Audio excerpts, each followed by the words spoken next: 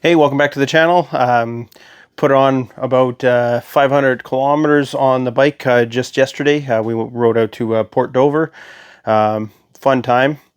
Um, Took the tour pack off. It looks, I think it looks fantastic. But anyways, after putting up a few hundred miles, almost 1,000 kilometers on the bike already, I figured it would be a good time to come on and talk about some things that, as a Harley rider, it's going to take a little while to get used to. Anyways, let's get into it.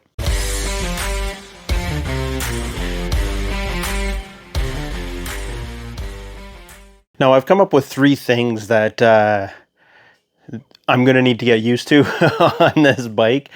Coming from a Harley Davidson, and I still have my Harley Davidson, so I still like it when I'm riding the Softail, and it still kind of trips me up sometimes when I'm riding the Indian. Now, these aren't things that are make or break that you shouldn't get a Indian because of this. It's just coming from a Harley, it's taken me a little while to get used to.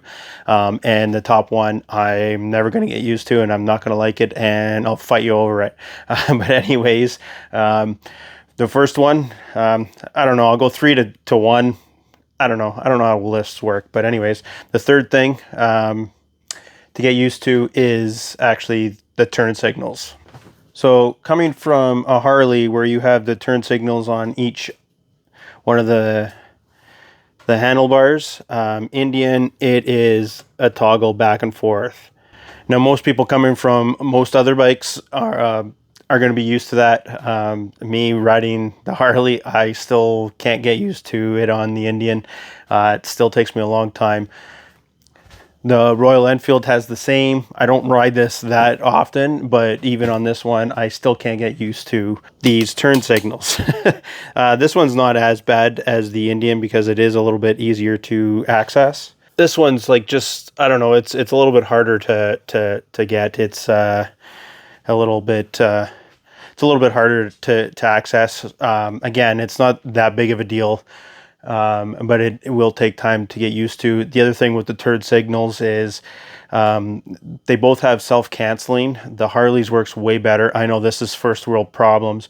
This one, the Softail, I've had it for, this is like the 4th season, I believe. I can count on one hand how many times the self-canceling didn't work. I've already had that, well over that on this bike, as well as it continues to turn even after you turn, but it will shut off, but it will do it like 2-3 times after. So you think it's not going to shut off, but it will shut off. I don't know. It's just going to take time to get used to. Now, the second thing us Harley riders would have to get used to is the side stand. No, this isn't about Jiffy stand, side stand, and nothing like that. You see, Indian is like every other manufacturer, unlike Harley. You can't put it into gear when the side stands down. It will stall out, which I didn't know this, and it happened to me quite a few times, and I thought there was something wrong with the bike, and then I'm like, oh, wait a minute. There's even an idiot light for the side stand when the side stands down. So it did take me a little while to get used to that, but I did stall it out a few times until I realized, oh, you can't put it in gear when the side stands down. Again, not make or break. It just took me a little bit to get used to. That one I'm actually kind of used to now. I still have a habit on the Harley as I put it in gear and then I put it in the kickstand up, but whatever. Again, first world problems. Now, the number one thing that you're going to have to get used to, and like I said, Harley's way better at it than Indian, and I don't care how much you hate Harley Davidson, you're going to agree with me on this, and yeah, you're just going to agree with me on this, and that's the starter, and specifically the sound of the starter.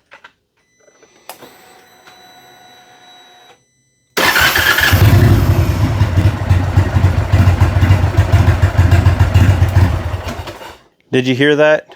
Let me just give you an example of what it actually sounds like.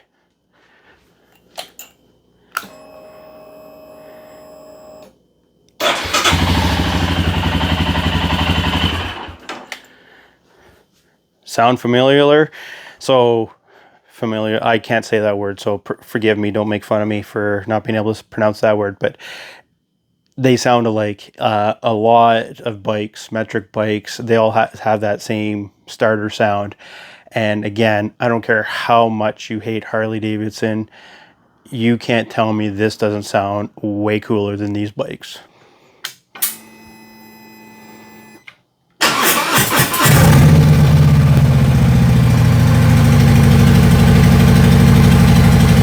That's the way a starter on a big V-twin should sound like. And if you think the Indian sounds better than this, you're wrong.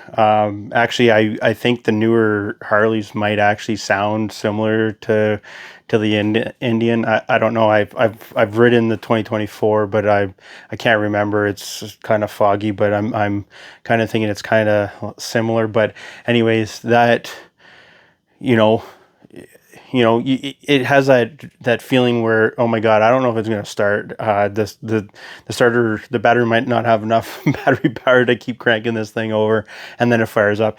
That's just the coolest thing. Not the coolest thing in the world, but it's pretty damn close to the coolest thing in the world.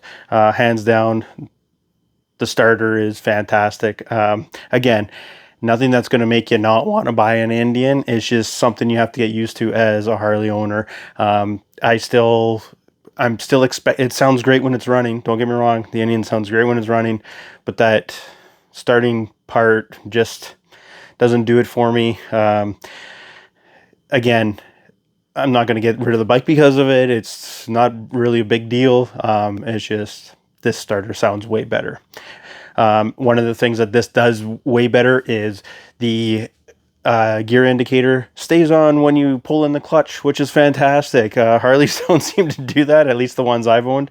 But anyways, what do you guys think? Are those just little things? And I'm gonna suck it up. Don't get me wrong, I'm sucking it up. I don't mind. It's gonna take me a little bit getting used to. Other than the starter, I'm never gonna get used to that. But anyways, until next time, later.